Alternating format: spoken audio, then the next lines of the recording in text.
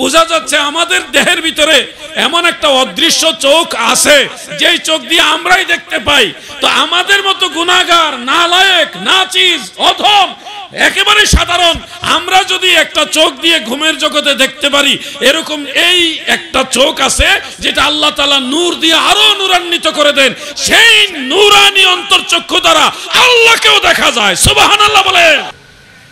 মূলত আল্লাহ রসুলের উম্মত হওয়াটা আমাদের জন্য অনেক বড় খুশনসিবের কাজ, অনেক বড় ভাগ্যের কাজ। যদি আল্লাহ তাআলার স্পেশাল দয়া না হতো তাহলে আমরা আখিরি নবীর উম্মত হইতে পারতাম না। আল্লাহ তাআলার খাস দয়ার বদলতে রাহমাতুল লিল আলামিন নবীর উম্মত হতে পারলাম। এই নবীর উম্মত হয়ে আমাদের কি লাভ হলো? মনে রাখবেন, আগের নবীর উম্মতেরা মারা গেলে তারা দুনিয়াতেই প্রকাশ পেয়ে যেত কারা ইমানদার কারা বেঈমান, তার কর্মফল দুনিয়ার মানুষই জানতো। কিন্তু আখিরি নবীর উম্মত হওয়ার কারণে আল্লাহ তাআলা, আপনি যতই গুনাহ করেন দুনিয়াতে আল্লাহ তাআলা এটা প্রকাশ করবেন না, মানুষকে জানতে দিবে না, পর্দার আড়ালে নিবে। কবর জগতে দুইজন ফেরেশতা পাঠিয়ে 3টা প্রশ্ন করে ছোট্ট একটা ইন্টারভিউর মাধ্যমে আপনার জান্নাতি না জাহান্নামী এটা পার্থক্য করা হবে। দুনিয়ার মানুষের সামনে আপনাকে লজ্জা দিবে না, কারণ আপনি আখিরি নবীর উম্মত। সুবহানাল্লাহ। আখিরি নবীর উম্মত হওয়ার কারণে আপনার কি লাভ হলো? আরেকটা লাভ হলো, মনে রাখবেন কথাগুলো, আগের নবীর উম্মতেরা ইন্তেকালের পরে তাদের কবরের জগতে ইসালে সওয়াব করার সিস্টেম ছিল না। কিন্তু আপনি আমি মারা গেলেও, কবর জগতে চলে গেলেও, কবরে যাওয়ার পরেও আমাদের ইসালে সওয়াবের সিস্টেম রাখা আছে। ওইটার উসিলা আল্লাহ আমাদের কবরের আযাব মাফ করবে। এটা নিঃসন্দেহে আখিরি নবীর উসিলায় হয়েছে। ইমাম বাইহাকি রহমাতুল্লাহ আলাইহির লেখা একটা কিতাব, এটার নাম শুআবুল ঈমান। সেই কিতাবের মধ্যে একখানা হাদিস শরীফ রয়েছে। রাসূল আকরাম সাল্লাল্লাহু আলাইহি ওয়াসাল্লাম বলেন, ইন্না উম্মতি উম্মাতুম মারহুমাহ, নিশ্চয়ই আমার উম্মতেরা হলো বিশেষ আল্লাহর রহমত প্রাপ্ত উম্মত। তারা কবরে গুনাহগার হয়ে যাবে কিন্তু হাসরের ময়দানে গুনাহ মুক্ত হয়ে উঠবে। সাহাবারা প্রশ্ন করলেন, নবী গো, গুনাহগার হয়ে কবরে যাবে কিন্তু হাসর ময়দানে গুনাহ মুক্ত হয়ে কিভাবে উঠবে?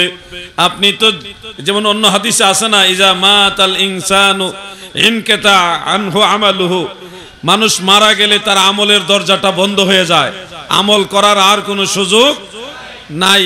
তো এখন সাহাবীদের মনে প্রশ্ন জাগলো, ইয়া রাসূলুল্লাহ, এই লোকটা মারা যাওয়ার পরে, গুনাহগার হয়ে মরার পরেও সে হাসরের ময়দানে গুনাহমুক্ত হয়ে কিভাবে উঠবে? আল্লাহর হাবিব বলেন, আমার গুনাহগার উম্মত যখন কবরে চলে যাবে, দুনিয়া থেকে তার ভাই, তার বন্ধু, তার আপনজন, সন্তানাদি তার জন্য দোয়া করবে, ইস্তেগফার করবে, দোয়া করবে এইভাবে, রব্বির হামহুমা কামা রব্বায়ানি সগীরা।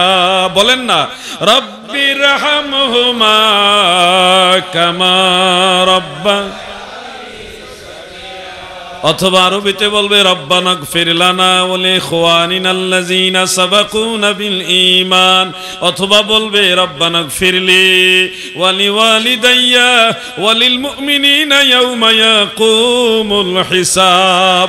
যদি আরবিতেও না পারেন, বাংলায় হলে বলবে, আল্লাহ আমার মা নাই, আমার মারে মাফ কইরা দেও, আমার বাবা কবরে চলে গেছে, বাবারে ক্ষমা করে দেও। আল্লাহ আমি নামাজ 2 রাকাত পড়লাম, দরুদ শরীফ পড়লাম, জিকির আজকার করলাম, এই সওয়াবটা আমার মা বাবার রূহে বখশায়া দাও। এই যে বাংলাতে আপনার চট্টগ্রামের ভাষাতে আপনি বললেন, আপনার সেই দোয়ার বদলতে, এই সালে সওয়াবের বদলতে গুনাহগার মা বাবা, গুনাহগার বান্দা হওয়া সত্ত্বেও আমার আল্লাহ কবর জগতে তাকে মাফ করে হাসর ময়দানে গুনাহ মুক্ত করে তুলবে। এটা আখিরি নবীর উম্মত হওয়ার কারণে। সুবহানাল্লাহ। এমন একজন নবীর উম্মত হয়ে খুশি না বেজার? যদি জোড়াইতে চাহ মোর মজালা ভব বাড়ি দিতরিতে চাহ ভেলা মন সাধ মিটাইয়া এই বেলা গাহ গাহ মুহাম্মদ সাল্লে আলা আল্লাহ হুম্মা সাল্লে। স্টেজে আসেন না, আসেন ভাইজান। মৌলানা মুহাম্মদ ওয়ালা, ভালোবাসে হয়তো দাঁড়াইছে মহব্বতে আল্লাহুম্মা সাল্লি মারহাবা।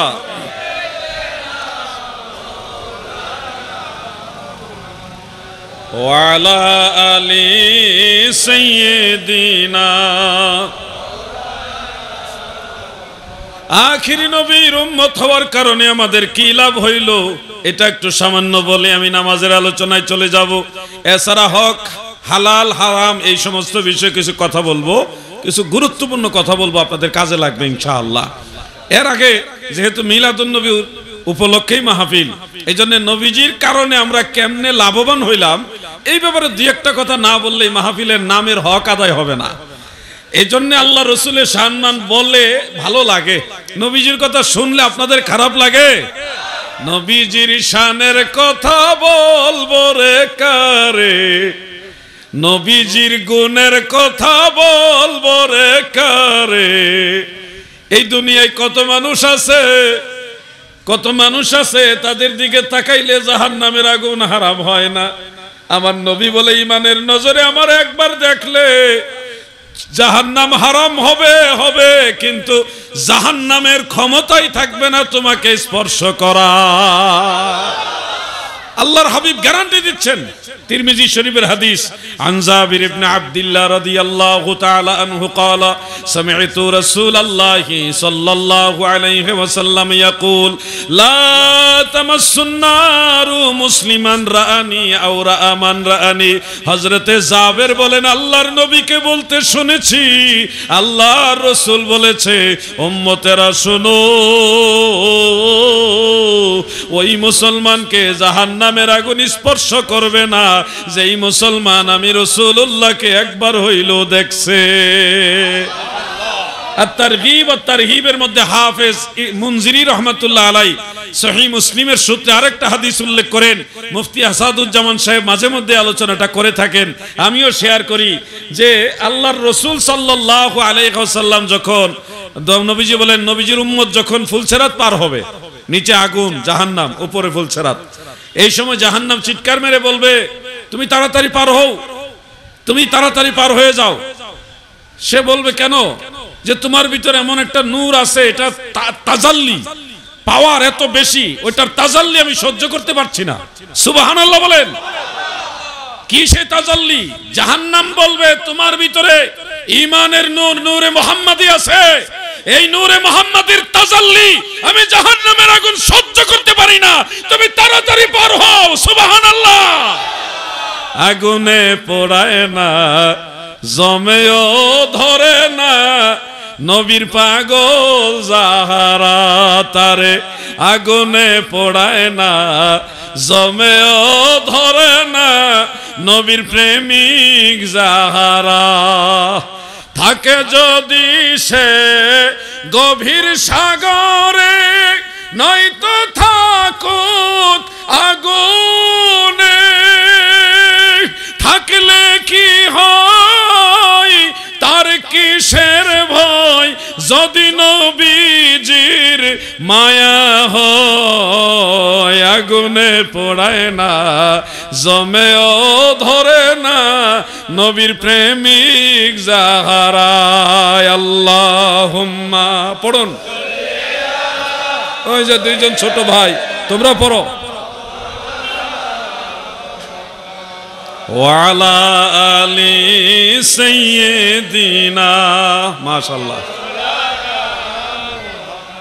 আল্লাহর হাবিবের উম্মত হইছি, আমাদের নবীর মহান মর্যাদার কথা, সম্মানের কথাগুলি বলি, ভালো লাগে। কেমন লাভবান হইলাম আমরা। দেখেন আল্লাহ যাকে দয়া করবে কিভাবে করবে জানেন? আল্লাহ যদি আপনাকে আপনার উপর সন্তুষ্ট হয়ে যায়, আপনি একবার সুবহানাল্লাহ বললে এটার সওয়াব এই জমিন থেকে আসমান পর্যন্ত গ্যাপটা ফিল আপ করে আপনাকে দিয়া তারপরে জান্নাতে দিবে।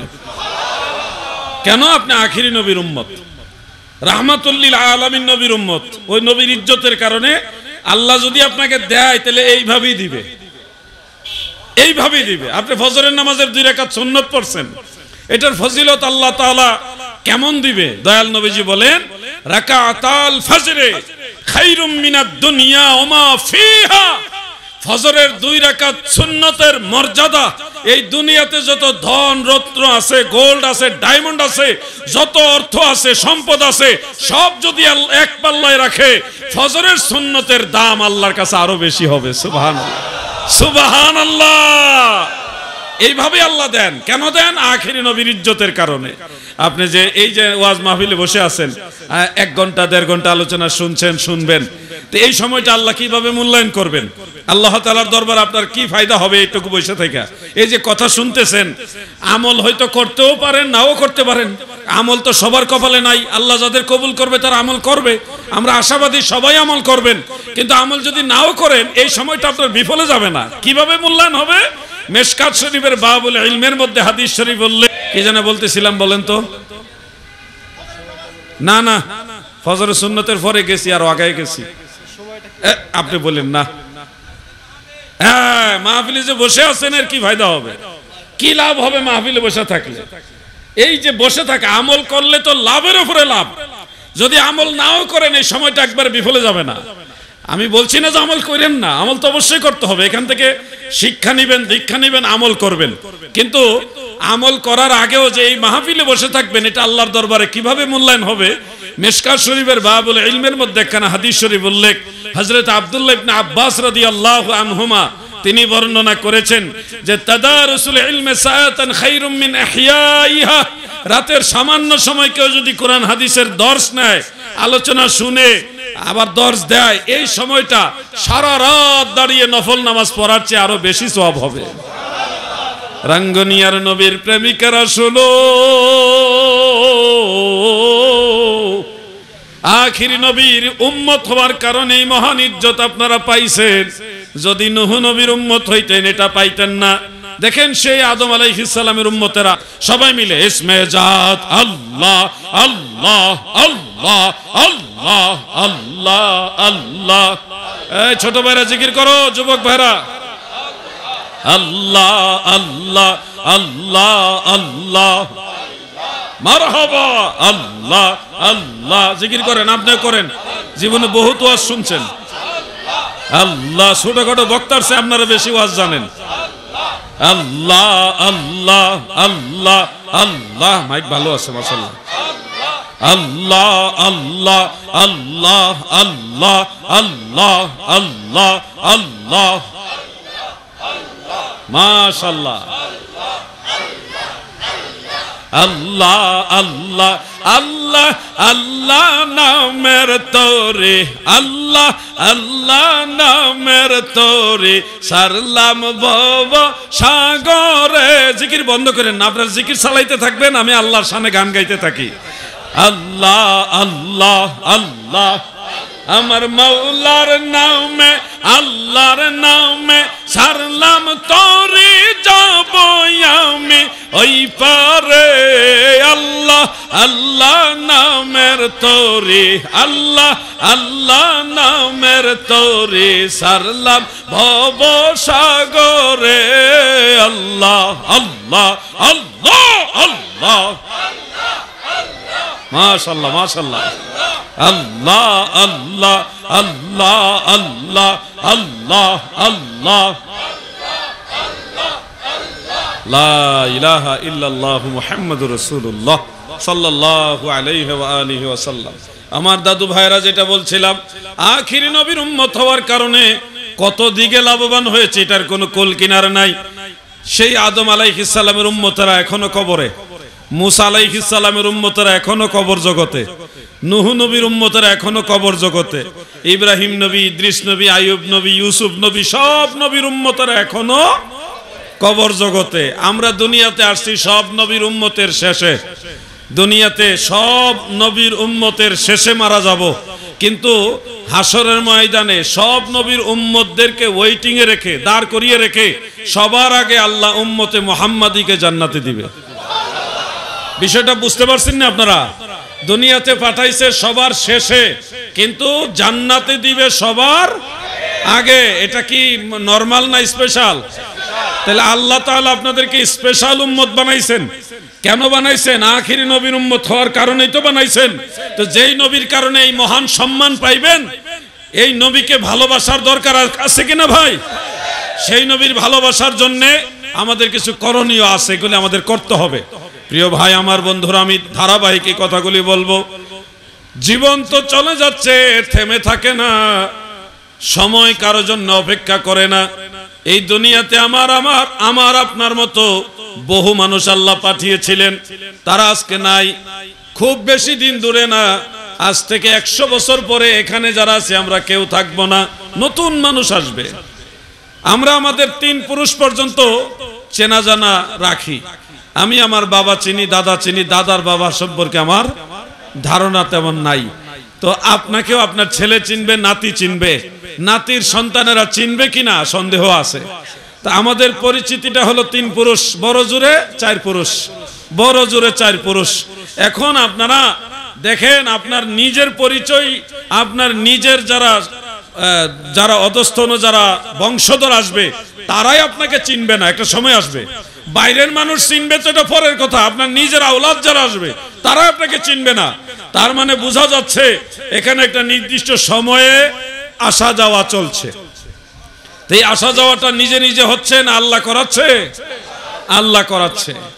এই জন্য সে আল্লাহর একটা নির্দিষ্ট উদ্দেশ্য আছে। কেন আপনাকে আল্লাহ দুনিয়াতে পাঠাইলেন, একটা কারণ আছে। এই কারণটা কুরআনুল কারীমের মধ্যে আল্লাহ তাআলা এইভাবে বলেছেন, ওয়ামা খালাকতুল জিন্না ওয়াল ইনসা ইল্লা লিয়াবুদুন। আমার আল্লাহ বলেন, মানুষ এবং জিন এই 2টা জাতি আমি আল্লাহ আমার ইবাদতের জন্য বানিয়েছি, তৈরি করেছি। ইবাদত মানেই শুধু আমল না, আমল বাহ্যিক যেটা, এটাই ইবাদত না। ইবাদতের একটা মূল নির্যাস আছে। সেই ইবাদতটা কি, এটার একটা ব্যাখ্যা পাওয়া যায় সহিহ বুখারীতে। শুধু নামাজ পড়লেই যেটা ইবাদত হয়ে যাচ্ছে তা না, এখানে কিছু কথা আছে। বুখারী শরীফের মধ্যে হাদিসে জিবরিল নামক একটা হাদিস শরীফ রয়েছে, অনেক লম্বা হাদিস শরীফ। হযরতে জিবরিল ফেরেশতা নবীজির কাছে এসে নবীজির হাঁটু মোবারকের সাথে হাঁটু লাগিয়ে ঘেঁষে বসলেন। বসে নবীজিকে 3টা প্রশ্ন করেছিলেন। এর 3 নম্বর প্রশ্নটা ছিল যে ইহসান কাকে বলে। দয়াল নবীজি তখন বলেছিলেন, ইহসান হলো আন তা'বুদাল্লাহা কাআন্নাকা তারাহু ফাইন লাম তাকুন তারাহু ফাইন্নাহু ইয়ারাক। এমন ভাবে আল্লাহর বন্দেগী করো যেন তাকে দেখতেছো। যদি তাকে নাও দেখো, ধ্যান রাখো, বিশ্বাস রাখো তিনি তোমাকে দেখতেছেন। তো আপনি যখন নামাজ আদায় করবেন, এই নামাজের মধ্যে যখন আপনার ধ্যান থাকবে যে আল্লাহ আমাকে দেখতেছে, আর যাদের অন্তর্চক্ষু আছে আল্লাহকে দেখার মতো, অনেক মুমিন বান্দা আছে আল্লাহকে দেখতে পারে, এই বিশ্বাস আছে কিনা? ইমাম আজম আবু হানিফা রাহমাতুল্লাহ আলাইহি, ইমাম মালিক, এরকম বড় বড় ইমামরা আল্লাহ তাআলাকে স্বপ্নে যুগে দেখেছেন। আল্লাহকে দেখা যায়, এটা সম্ভব। দুনিয়া থেকে চর্মচক্ষু দ্বারা আল্লাহকে দেখা যাবে না, কিন্তু অন্তর্চক্ষু দ্বারা আল্লাহকে দেখা যায়। আল্লাহকে দেখা যায় তার প্রমাণ বুখারী, মুসলিম, আবু দাউদ, তিরমিজি, নাসাই, মানে প্রায় সব হাদিসের কিতাব একটা হাদিস শরীফ রয়েছে। মুহাদ্দিসিনে কেরাম এটাকে হাদিসে মুতাওয়াতির বলেছেন, অকাট্য পর্যায়ের দলিল বলেছেন। সেটা হলো দয়াল নবীজি বলেছেন, জান্নাতে যারা যাবেন, যারা আপনারা জান্নাতে যাবেন, জান্নাতে গিয়ে আল্লাহ তাআলাকে দেখবেন। জান্নাতে যদি আল্লাহ দেখা যায় তাহলে বোঝা যায় আল্লাহকে দেখা যায়। জান্নাতে যেহেতু মুমিন বান্দারা আল্লাহকে দেখবে, তাহলে বোঝা যাচ্ছে আল্লাহকে দেখা যায়। এই জন্য অনেক বান্দা আল্লাহকে দেখতে পারে। হয়তো প্রশ্ন জাগতে পারে, হ্যাঁ জিহাদি হুজুর, আল্লাহর নবী মুসা আলাইহিস সালাম আল্লাহকে দেখতে চেয়েছিল, তিনি বলেছিলেন রাব্বি আরিনি, ও আমার রব আমারে দেখা দাও। আমার আল্লাহ নাকচ করে দিয়ে বললেন, না লাং তারানি, তুমি কখনোই আমাকে দেখতে পারবা না। আল্লাহর নবী ও রাসূল হযরতে মুসা কালিমুল্লাহ যিনি আল্লাহর সাথে এত কথা বললেন তিনি আল্লাহকে দেখতে পারলেন না, তাহলে ইমাম আবু হানিফা রাহমাতুল্লাহ আলাইহি আল্লাহকে কেমনে দেখলো? দাদুরে আমার, এখানে সূক্ষ্ম একটা পয়েন্ট আছে, মনোযোগ দিয়ে শুনবেন। হযরতে মুসা আলাইহিস সালাম দাবি করেছিলেন, আল্লাহ আমাকে চর্মচক্ষের মাধ্যমে আপনি আমাকে দেখা দেন, আমি চর্মচক্ষু দ্বারা আপনাকে দেখতে চাই। আল্লাহ তাআলা এই জন্য নিষেধ করেছেন, দুনিয়া থেকে কোনো চর্মচক্ষু আল্লাহকে দেখতে পারবে না। এই জন্য অন্য আয়াতে আল্লাহ বলেছেন, লা তুদরিকুল আবসার, কোনো চর্মচক্ষুর ক্ষমতা নাই আল্লাহকে দেখা। এই দুনিয়া থেকে কোনো চর্মচক্ষু আল্লাহকে দেখতে পারবে না। মুসা নবী দুনিয়া থেকে চর্মচক্ষু দ্বারাই আল্লাহকে দেখতে চাইছে, ফিজিক্যালি দেখতে চাইছে, এই জন্য আল্লাহ নাকচ করেছে। কিন্তু ইমাম আজম আবু হানিফা, ইমাম মালিক, ওনারা আল্লাহকে দেখেছে চর্মচক্ষু দ্বারা নয়, অন্তরচক্ষু দ্বারা। বলবেন হুজুর আপনারা যে অন্তরচক্ষুর কথা বলেন, এটা কি কোরআন হাদিসে আসেনি? ভাই আমার, কোরআন হাদিসে তো আছেই, বাস্তবেও তুমি বুঝবে। আমরা যখন ঘুমিয়ে যাই, ঘুমের মধ্যে স্বপ্নের রাজ্যে কত কিছু দেখি না? কত কিছুই তো দেখি। আচ্ছা বলুন, স্বপ্নের ভিতরে দাদার বাড়ি, নানার বাড়ি, ব্যবসা প্রতিষ্ঠান, ক্ষেত খামার, জমি জমা, বন্ধু বান্ধব, কত কিছু দেখলেন, এটা কি এই বাহ্যিক চর্মচক্ষু দ্বারা দেখছেন? কারণ ঘুমের সময় তো এই চোখ নিষ্ক্রিয় থাকে, বন্ধ থাকে, এটা দিয়ে দেখার কোনো প্রশ্নই আসে। তাহলে এই ঘুমের জগতে কি দিয়ে দেখলেন? কোন চোখ দিয়ে দেখলেন? বোঝা যাচ্ছে আমাদের দেহের ভিতরে এমন একটা অদৃশ্য চোখ আছে, যেই চোখ দিয়ে আমরাই দেখতে পাই। তো আমাদের মতো গুনাহগার, নালায়েক, নাচিজ, অধম, একেবারে সাধারণ আমরা যদি একটা চোখ দিয়ে ঘুমের জগতে দেখতে পারি, এরকম এই একটা চোখ আছে যেটা আল্লাহ তাআলা নূর দিয়ে আরো নূরান্বিত করে দেন, সেই নূরানি অন্তরচক্ষু দ্বারা আল্লাহকেও দেখা যায়। সুবহানাল্লাহ বলেন।